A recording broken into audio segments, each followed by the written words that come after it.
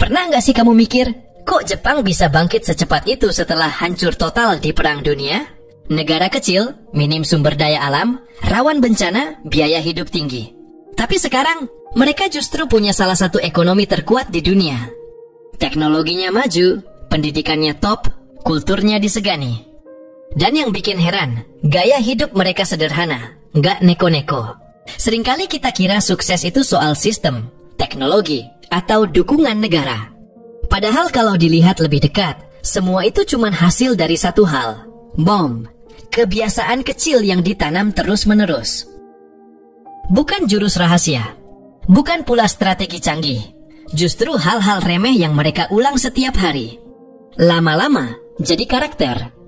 Dan dari karakter itulah muncul sistem, kepercayaan, dan akhirnya kesuksesan yang stabil.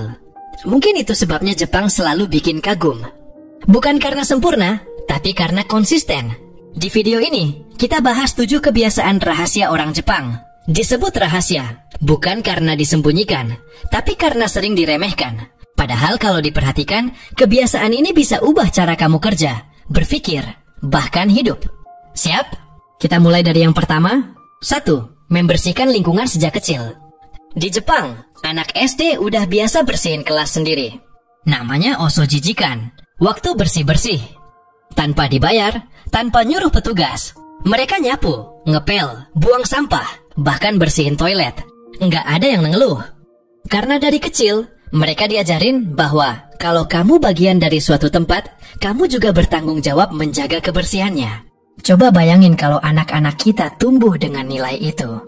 Mereka akan tumbuh jadi orang yang nggak buang sampah sembarangan, yang jaga rumah dan lingkungannya sendiri. Dari situ tumbuh rasa memiliki, rasa hormat ke ruang publik, dan tanggung jawab terhadap hal kecil. Kelihatannya nggak nyambung sama sukses finansial, tapi coba pikir, orang yang terbiasa bersihin ruangannya sendiri akan tumbuh jadi orang yang rapi. Dan biasanya, orang rapi itu juga teratur soal waktu, uang, dan prioritas. Itulah fondasi sukses yang sering nggak kelihatan. Lanjut ke kebiasaan kedua. 2. Budaya malu yang sehat. Nah, di Jepang, malu bukan aib, tapi kompas moral. Mereka akan berusaha maksimal karena nggak mau bikin malu diri sendiri, keluarga, atau kelompok. Tapi ini bukan malu yang bikin minder atau takut tampil. Ini malu yang mengarah ke tanggung jawab. Contohnya, kalau kereta telat 1 menit aja, masinis bisa turun dari kabin dan membungkuk minta maaf ke penumpang. Padahal bukan salah pribadinya, tapi dia merasa bertanggung jawab karena dia bagian dari sistem yang seharusnya bisa diandalkan. Kebiasaan malu kayak gini nggak bikin orang jadi takut, tapi bikin mereka lebih hati-hati, lebih peduli, dan lebih jujur. Mungkin kamu pikir, itu kan cuma budaya. Tapi ingat, budaya itu hasil dari kebiasaan yang diulang terus-menerus. Dan kebiasaan bisa dipelajari, bisa ditiru, bahkan bisa ditanamkan kalau kita mau. 3. Hidup sederhana tanpa gaya. Orang Jepang jarang pamer. Gaji besar, jabatan tinggi, tapi tetap naik sepeda, makan bento dari rumah, tinggal di apartemen kecil yang cukup.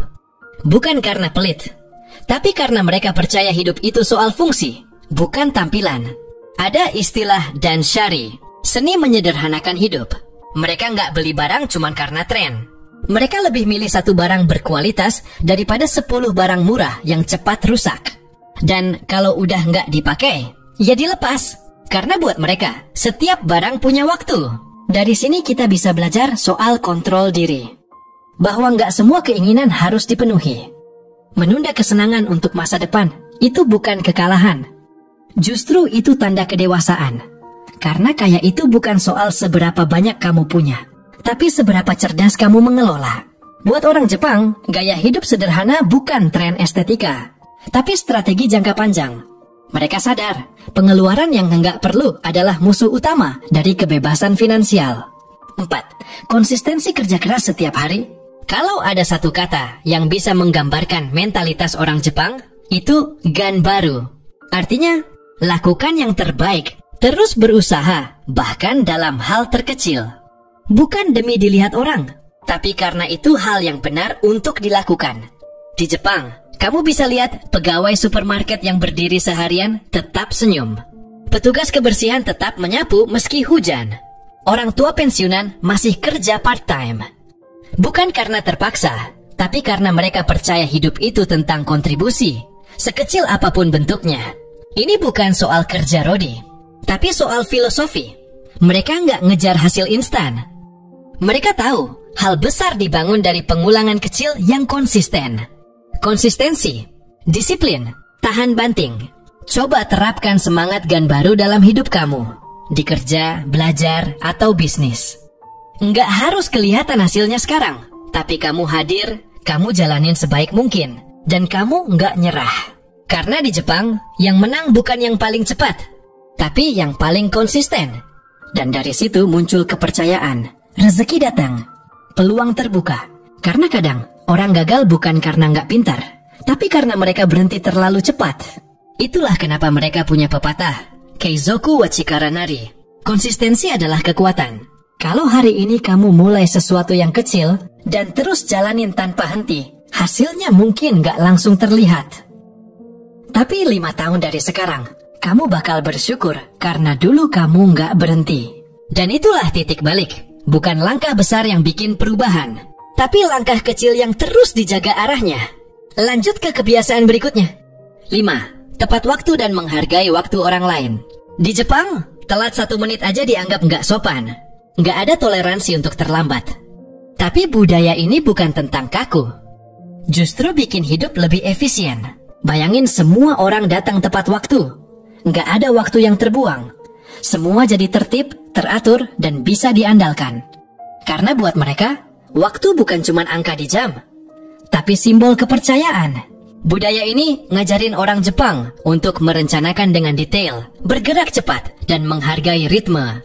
Mereka terbiasa datang lebih awal, menyelesaikan lebih cepat, dan pulang sesuai waktu.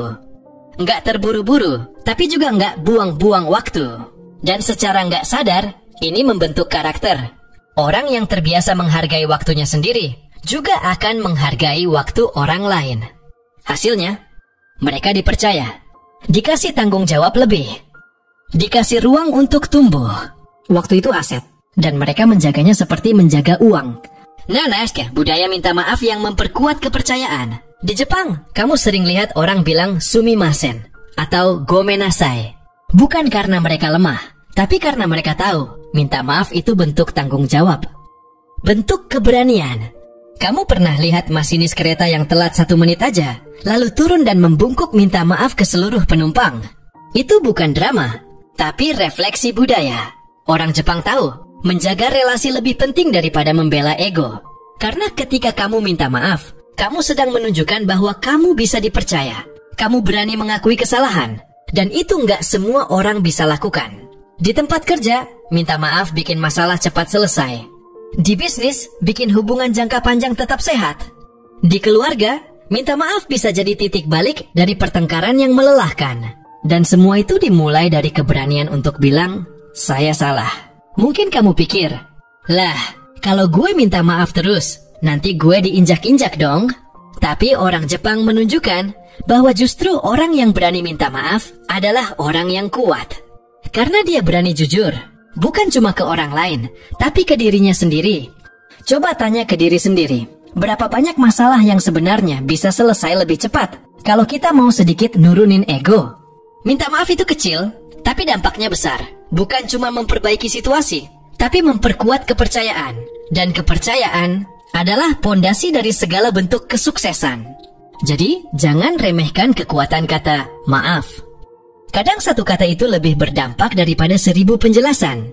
Dan sekarang, kita masuk ke kebiasaan terakhir, yang mungkin paling menentukan cara orang Jepang memandang masa depan. Siap? 7. Berpikir jangka panjang, bukan instan. Kalau ada satu kebiasaan yang bikin Jepang beda, ini dia.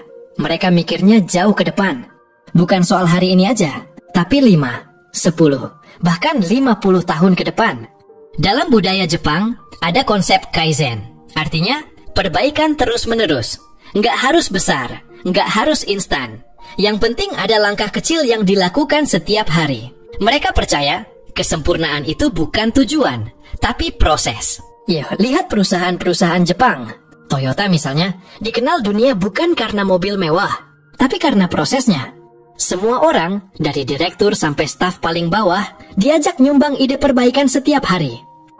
Karena mereka percaya semua orang bisa tumbuh, semua proses bisa ditingkatkan. Selalu ada ruang untuk jadi lebih baik dari kemarin. Dan ini bukan cuma soal kerja, tapi soal hidup. Ketika banyak orang ngejar yang cepat, orang Jepang sabar bangun pondasi. Ketika orang lain sibuk cari jalan pintas, mereka tetap jalan pelan tapi pasti. Mereka nggak tergoda hasil cepat, karena mereka tahu yang instan seringkali rapuh. Tapi yang dibangun pelan-pelan, tahan lama. Kita sering pengen semuanya serba cepat. Pengen kaya cepat, pengen sukses sekarang juga. Tapi tanpa sadar, itu bikin kita gampang nyerah, gampang frustrasi. Karena ketika hasilnya nggak langsung kelihatan, kita mulai mikir, apa ini semua sia-sia? Tapi orang Jepang ngajarin hal sebaliknya, bahwa hal besar lahir dari langkah kecil. Yang penting bukan seberapa besar langkahmu, tapi seberapa konsisten kamu melangkah. Dan ini bisa kamu terapkan di mana aja.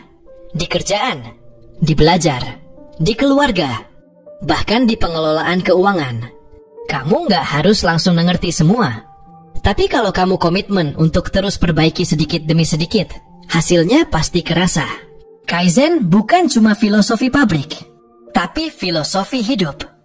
Karena pada akhirnya, bukan kecerdasan atau keberuntungan yang bikin orang berhasil, tapi kemampuan untuk terus melangkah, meskipun pelan, meskipun nggak ada yang lihat, meskipun kadang ragu. Dan ini bukan soal jadi Jepang, tapi soal jadi kamu yang lebih baik, kamu yang lebih sadar, kamu yang lebih sabar. Karena orang Jepang nggak lahir dengan kemampuan super. Mereka cuma punya kebiasaan yang dibentuk bertahun-tahun. Dan kebiasaan itu bisa ditiru. Kamu mungkin nggak bisa ubah semua dalam semalam. Tapi kamu bisa mulai dari satu hal kecil hari ini. Satu hal aja, yang kamu ulang terus. Tanpa alasan, tanpa keluhan. Sampai jadi karakter, sampai jadi kekuatan. Mau mulai sekarang? Karena bisa jadi itu adalah awal dari titik balik hidup kamu.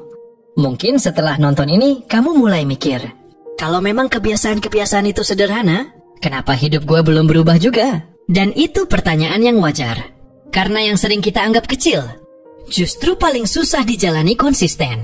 Kita hidup di zaman serba cepat, serba instan, serba hasil. Kita pengen kaya, tapi nggak siap hidup sederhana. Pengen sukses, tapi gampang nyerah waktu nggak langsung kelihatan hasilnya. Pengen maju, tapi waktu dikritik, malah tersinggung. Padahal Jepang udah kasih contoh, yang bikin mereka kuat bukan karena pintar, tapi karena sabar. Karena mereka tahu, perubahan itu bukan lari cepat, tapi jalan jauh yang nggak boleh berhenti. Mereka nggak lahir dengan bakat luar biasa, tapi mereka punya kebiasaan luar biasa yang dibentuk terus-menerus. Dan kamu pun bisa mulai dari sekarang.